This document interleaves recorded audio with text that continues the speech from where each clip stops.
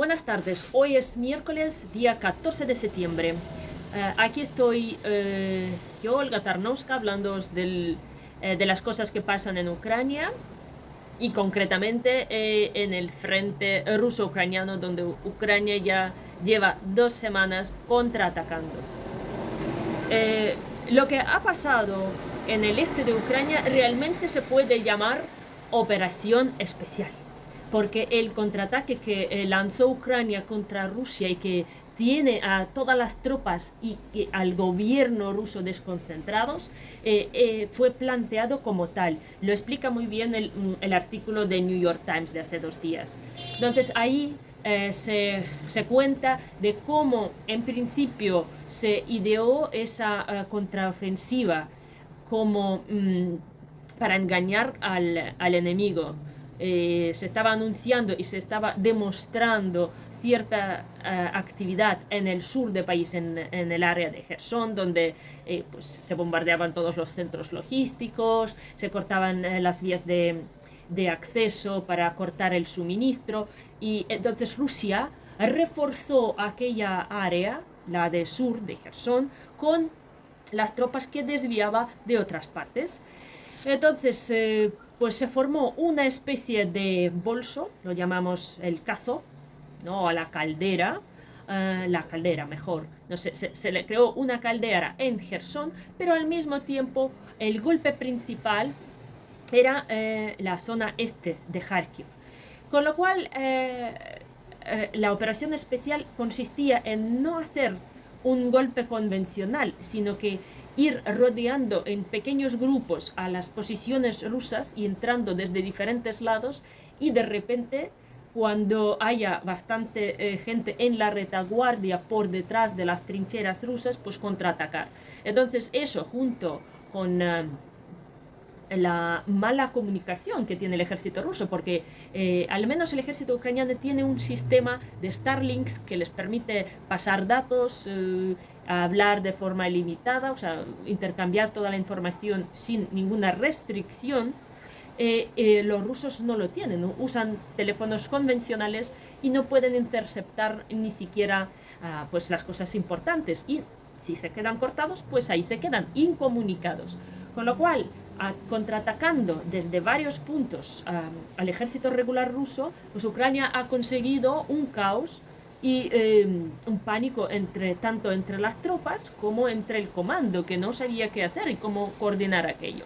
Con lo cual tenemos una fuga masiva del ejército ruso en Kharkiv, y Ucrania ha podido recuperar 8.000 kilómetros cuadrados de sus territorios en poco tiempo. Y es un territorio muy extenso, porque si lo comparamos con un país como Puerto Rico, que tiene 9.000 kilómetros cuadrados de superficie, así que Ucrania casi ha recuperado un Puerto Rico virtual de su territorio.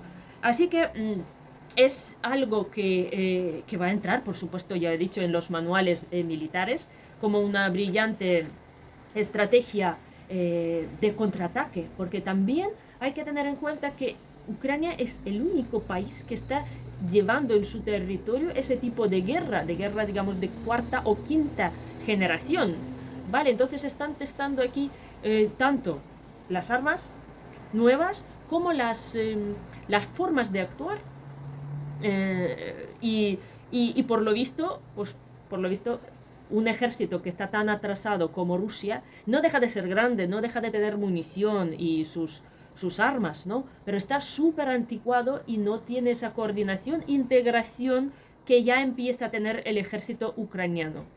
Y ojalá así sigamos y podamos liberar nuestras tierras rápido, porque por un lado las victorias nos dan alegría, pero por el otro lado sabemos que pagamos el precio tremendo de la vida de los militares que participan en esas campañas, ¿no? Porque Rusia muchas veces, claro, Rusia no puede perder a los ucranianos, en su cabeza esto no cuaja, y de hecho yo he leído una noticia de los astrónomos ucranianos que dicen que hay mucha actividad de ovnis encima de Ucrania. Entonces, que hay objetos volátiles irreconocibles, ¿no? O inidentificables. Yo creo que eso los rusos no pueden saber porque dirán que no son los ucranianos que les derrotan, sino los marcianos o extraterrestres que son capaces de decirlo y creérselo, ¿eh? Porque les cuesta tanto eh, digerir que le meten una paliza a sus hermanos menores, como ellos dicen, aunque somos en realidad pues incluso históricamente seríamos sus hermanos mayores, pero claro, ellos no pueden reconocerlo. Entonces están diciendo que es que el ejército ucraniano supera en 8 veces el ejército ruso allí. No, el ejército ruso que huye supera en 2 veces el ejército que le persigue, solo que tiene otra táctica de contraatacar, que la táctica es aparecer de forma inesperada en muchos sitios, pero en grupos pequeños. Bien, entonces, la operación especial de Ucrania también, por supuesto, tiene sus objetivos, ¿no? Que es expulsar a los rusos, que ya en casi toda la región de Kharkiv está libre de ellos, y por supuesto mantener esas posiciones. Y si hablamos de 8.000 kilómetros liberados, solo hay 4.000 kilómetros donde se puede estabilizar, digamos, algún tipo de presencia y gobierno ucraniano. No es poco, porque en total son 300 localidades, entre ciudades, pueblos, aldeas liberadas, y son 150.000 personas que actualmente permanecen en esos territorios. Y Ucrania, pues después del ejército, tiene que traer pues policías, pues servicios de comunitarios o municipales para poder crear condiciones de vida para esta gente. Incluso los correos que traen pensiones a los jubilados, que también son, digamos, necesarios para la supervivencia, traer ayuda humanitaria. Y por supuesto lo que nos encontramos allí son pues lo que nos hemos encontrado en Bucha, en cada ciudad, desde Balaklia, Volchansk, Izum, nos encontramos pues sitios de torturas, prisiones, fosas comunes, un montón de gente fallecida, como por ejemplo dicen en la ciudad de Izum. Hay más de 1.000 personas que fallecieron en los bombardeos de artillería, y también hay otros 1.000 que murieron por falta de atención médica de algún tipo. Así que nos encontramos tanto con alegría como con una gran tragedia humana, y que todavía se va a documentar. Hoy el presidente Zelensky estuvo en Izum, y esto creó otra ola de comentarios en Rusia, porque está a 20 kilómetros, digamos, de la línea de la frontera con Rusia, y por supuesto el poder estar ahí con los militares, darles ánimos y luego simplemente marcar la presencia del presidente en un punto clave, porque Izum es clave no solamente para la región de Kharkiv, sino para la liberación. Es una plataforma de, digamos, logística, un centro logístico, un nudo logístico que les hemos arrebatado a los rusos, y ahora tenemos acceso tanto a la región de Zaporizhia como a la región de Lugansk y Donetsk desde allí. Por supuesto nos dejaron un montón de trofeos, pues hablan de una cantidad de 60 tanques, y también hemos podido derribar el famoso primer ejército de tanques rusos, que consistía de 2 divisiones, una de Tamanska y otra de Kantemirivska. Son la élite tanquista rusa que estaba acumulada en la frontera y de hecho amenazando con entrar a Kharkiv.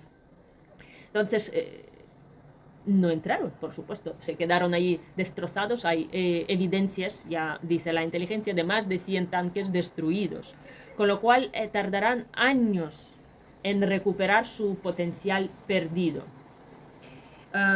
Todo esto, por supuesto, hace que el régimen de Putin tiemble. Vale, ya le llamó ayer Scholz a Putin ofreciendo capitular con dignidad. Todavía Europa está empeñada en salvarle la cara a Putin, que es insalvable. Entonces Putin, por supuesto, lo rechazó, ha dicho que va a haber provocaciones en la central nuclear de Zaporilla, etcétera, etcétera. O sea, en su cabecita no cuadra todavía esa derrota como en la cabeza de millones de rusos que eran vencedores de todas las guerras posibles e imposibles, ¿eh? Entonces, tenemos... yo creo que ya tenemos que concentrarnos en delegitimizar al régimen de Putin, en no contactar con el régimen de Putin, ¿no? Para mostrar tal vez a la élite rusa que el Occidente ya quiere un cambio de régimen, ¿eh? Por supuesto, todos saben que va a pasar, y prefieren que sea una cosa controlada a que se descontrole aquello, porque ya tenemos el conflicto de Azerbaiyán y Armenia, ¿no? Armenia ha pedido ayuda a Rusia en el ámbito de asociaciones de países o de KB. Y Rusia lo rechazó. O sea, Rusia ya no tiene capacidad de gestionar ningún conflicto militar en su zona de influencia, ¿no? Entonces es buena señal tanto para Georgia como para Moldova de recuperar sus territorios. Ya no digo de Japón, ¿eh? Entonces, no quiero ser demasiado optimista porque realmente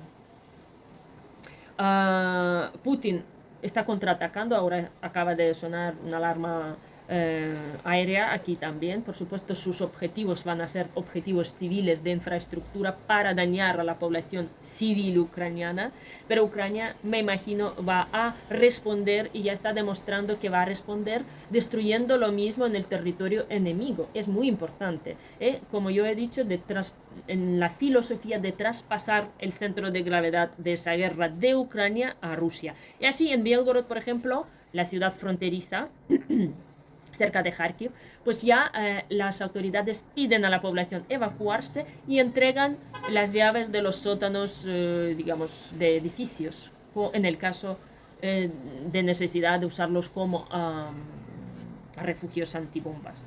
Y eso, por supuesto, eso crea más pánico y más desconfianza hacia el gobierno ruso.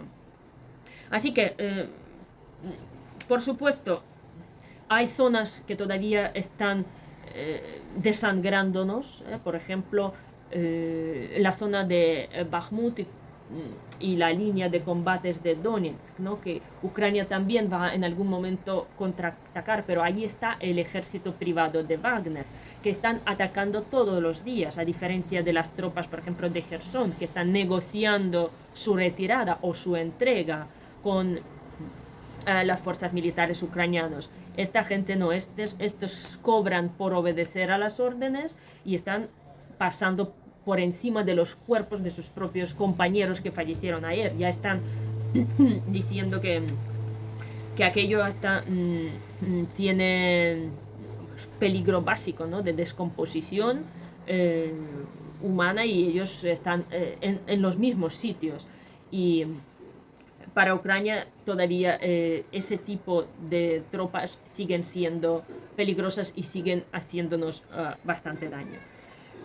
Por lo demás, creo que es todo. Estamos firmes y unidos, y yo creo que seguiremos viendo sorpresas en los próximos días, y estamos ganando ya esa guerra poco a poco, y espero que el precio que nos hagan pagar no sea grande y que nos sigan mandando armas que lo necesitamos. Porque a veces dicen, es que a los débiles, no, la gente ayuda a los débiles. Pues no, la gente ayuda a los que están ganando. Y si ahora Europa y todo el mundo ve que Ucrania es capaz de contraatacar y capaz de derrotar el ejército ruso, yo espero que la ayuda militar sea mucho mayor de lo que ha sido antes, y los indecisos finalmente se pongan digamos, solidarios de verdad. Venceremos y ya estamos venciendo.